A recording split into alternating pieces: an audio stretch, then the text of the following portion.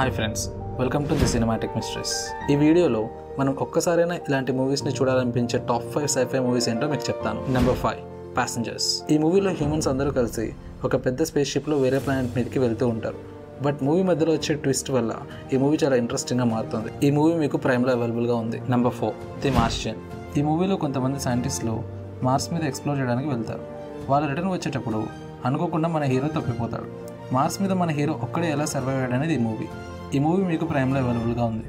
Number 3 arrival. Earth మీదకి కొన్ని alien space ships వచ్చి ల్యాండ్ అవుతాయి. వాటితో హ్యూమన్స్ కమ్యూనికేట్ అవ్వడానికి ఏలియన్ లాంగ్వేజ్ని డీకోడ్ చేయడానికి ట్రై చేస్తూ ఉంటారు.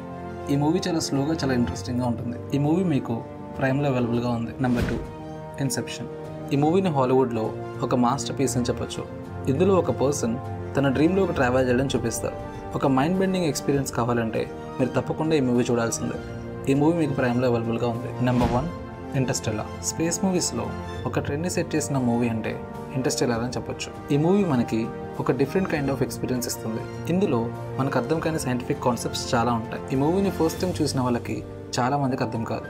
నా ఛానల్లో ఇంటర్స్టెల్లార్ మూవీని ఫుల్గా ఎక్స్ప్లెయిన్ చేస్తూ ఒక వీడియో చేశాను. Please go and watch. ఈ మూవీస్లో మీకు ఏ మూవీ ఇష్టమో కమెంట్ చేయండి.